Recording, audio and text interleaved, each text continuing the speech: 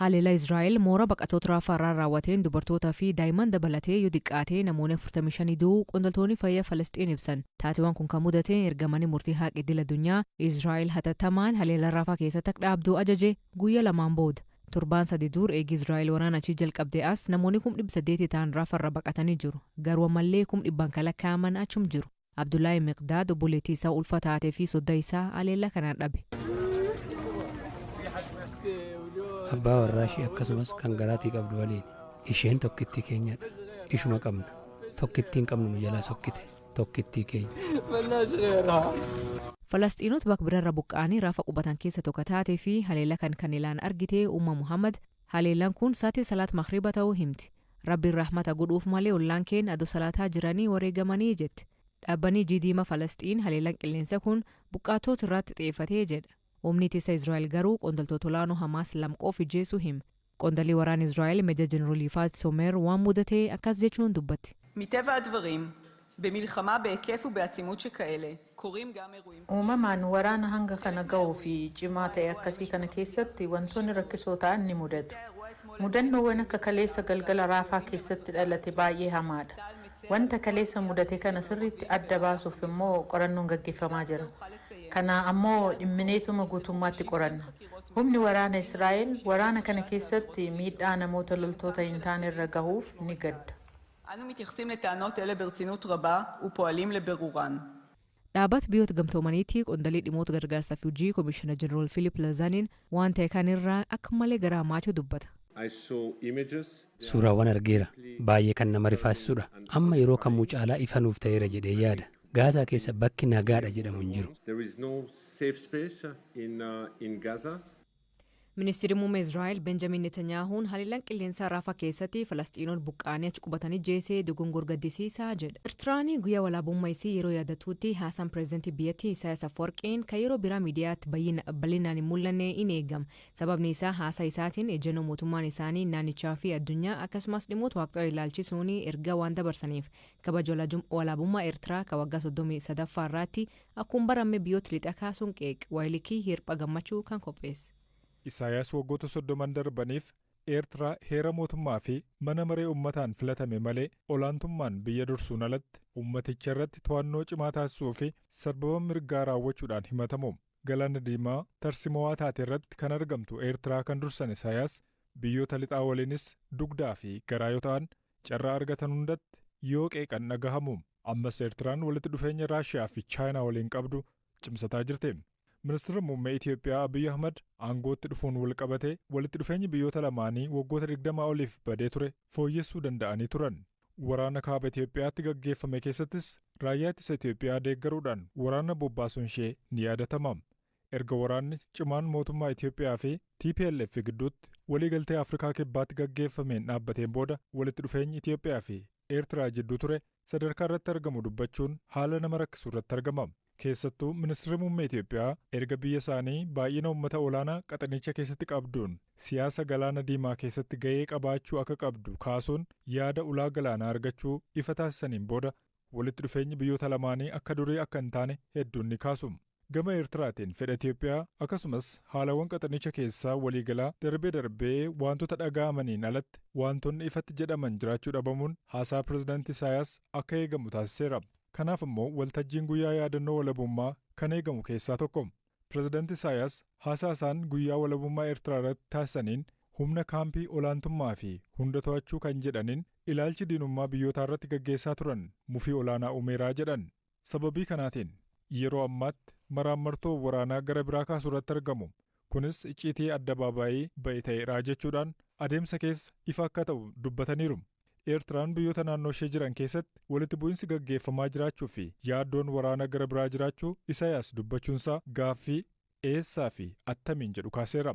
Pireezidaantii Isaayyaas humnoota olaantummaa fi hunda to'achuu jechuudhaan waliigalatti addunyaa lixaa fi keessattuu Ameerikaa eeruudhaa fi jedhan. Xiinxalaan siyaasaa gaanfa Afrikaa UK keessa bu'uureffate Abdurraahim Sahid Eertiraan erga walitti dhufeenya Ameerikaa wajjiniin qabdu badee waggoonni 10 kan lakkaa'aman yoo ta'u Isaayyaas carraa argatan hundaan Ameerikaa sababii imaammata naannichatti hordoftuun yoo himatanii fi qeeqan dhagahamu. Ameerikaan sababii haala mirga namoomaaf gahee siyaasaa qaxanicha keessatti qabdu gaarii hin taaneef Eertiraa qeeqxe. Gaaffii fi komii uummataan ka'u haguuguudhaaf warra kaanitti gaafatamoo gochuun pireezidaantii Isaayaas biratti waan baramedha jedhu Abdurramaan. Isaayaas haasaa isaatiin qaamolee adda addaa himachuudhaan kana sababa godhachuudhaan uummata Eertiraa fi olaantummaa seeraa akkasumas fedhii bulchiinsa dimookiraasii hanga dhumaatti to'annoo isaa jala galchuun kan barame ta'eeraa jedhan. Qaamoleen pireezidaantii Isaayaas olaantotaa fi humnoota hunda to'achuu jedheen waraana gara biraa kakaasuudhaaf fedhii akka qaban dubbachuunsaa dhimma yaaddessaa qaxanichaati. Waggoota 33 darban keessa Isaayaas dursaa garee waraanaa tokkorraa gara nama siyaasaa biyya karaa dimookiraasiitiin dursuutti ceesisuu dadhabuunsaa haguuggaadhaaf yeroodhaa gara yerootti haasaa uummata kakaasan akkasii taasisuu filatu jedhama. Biyyoonni Afrikaa keessaa Eertiraan waldaangeessituun Sudaan, Itiyoophiyaa fi Jibutiidha. Biyyoonni naannichaa kaan waraana keessatti argamu. Kan hafan ammoo kanaan dura waraanaan kan miidhamanidha. Abdurramaan akka jedhanitti biyyoota naannichaatti haalli waraanni itti ka'uu malu mijataatu jira. Kanaafis gaanfa Afrikaatti giingoo waraanaa gara biraa kaa'uudhaaf carraansaa cufaa miti jechuun ni danda'ama jedhee akka amanu ibseera. Biyyoota lamaan dabalatee dureewwan naannichaa kufaatii bulchiinsaa fi sarbama mirga namoomaa qaban haguuguudhaaf waraana kaasuu danda'u jechuudhaan carraan yaaddoon Isaayaas dhugaa ta'uutti malu jiraachuu kaasa. Kanaafis ammoo adda durummaadhaan kan shakku Itiyoophiyaa fi Eertiraa yoo ta'u, biyyoonni kunneenis haalawwan garaa garaatti ibsa baasanii fi walitti dhufeenyi isaanii qabbanaa'uun kanaaf akka agarsiiftuutti fudhatamuu akka danda'u eereera. Yaaddoowwan Eertiraa keessaa tokko kan keessoo yoo ta'u, kunis sirni mootummaa walitti fufinsaan sirnaan diriirfamuu dhabuu ta'uu kan kaasan Abdurramaan, lammaffaan immoo fedhii cimaa gama ministeera muummee Itiyoophiyaatiin buufata galaanaa argachuudhaaf gaggeeffamaa jirudha jedhan.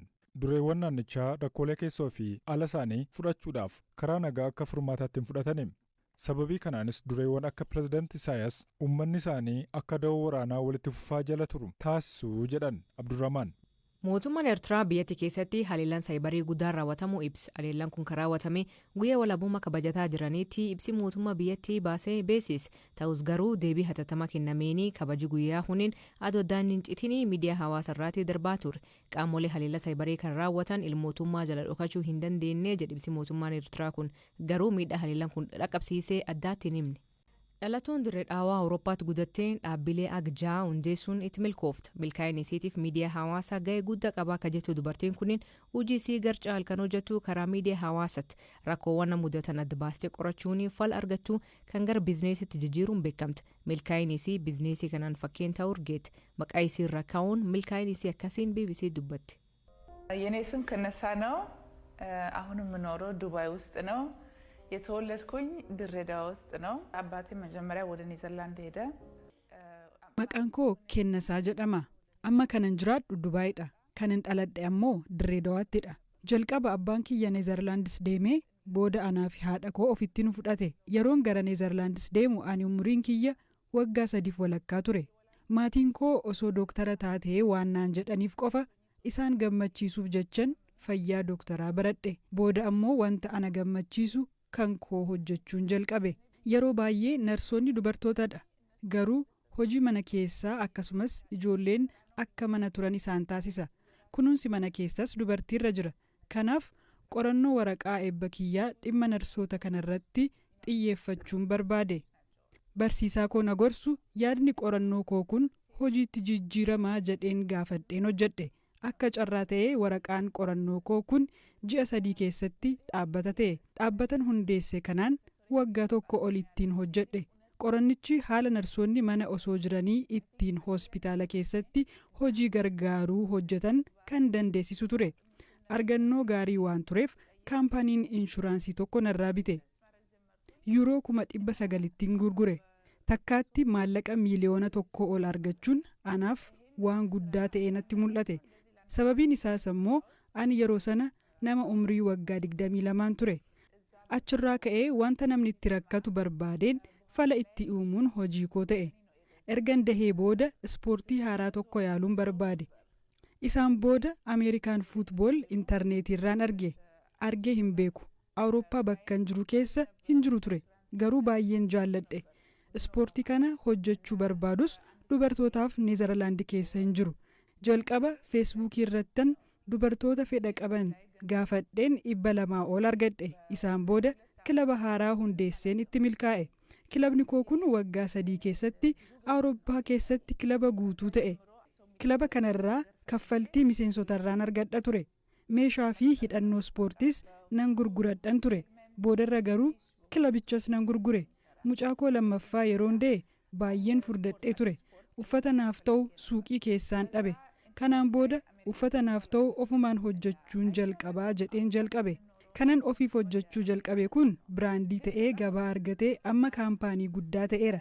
Yeroo ammaa kana biyyoota 10 keessatti dhiyeesseen gurgura. Sodaa yoo dhiifne bakka baay'ee gahuu dandeenya. Ani miidiyaa hawaasaatti dhimma baheera. Bara kana ammoo miidiyaan hawaasummaa meeshaa baay'ee humna qabudha. Miidiyaa hawaasaa ilaaluuf qofa fayyadamna taanaan meeshaa nama godhata. Jireenya namaayyuu ni balleessa. Itti fayyadamnaan garuu bu'aa buufachuun danda'ama. Haala gaariin itti fayyadamnaan sooreyyii isin taasisuu danda'a. ቁጭ ብላችሁ ካያችሁ ምንም አይጠቅማችሁም። እንደውም ህይወታችሁን ጀስት ያበላሻል። ግን በጥሩ ሁኔታ ከተጠቀማችሁ ሀብታም ሊያደርጋችሁ ይችላል። Kennasaa yeroo ammaa Paakistaan keessatti warshaa uffata oomish qabdi. Oomishisi gara gabaa Eeshiyaa, Afrikaa fi Awurooppaa takka raabsituu fi bakka jiddu galeessa filachuu fi Neetarlaand irraa gara Dubaayitti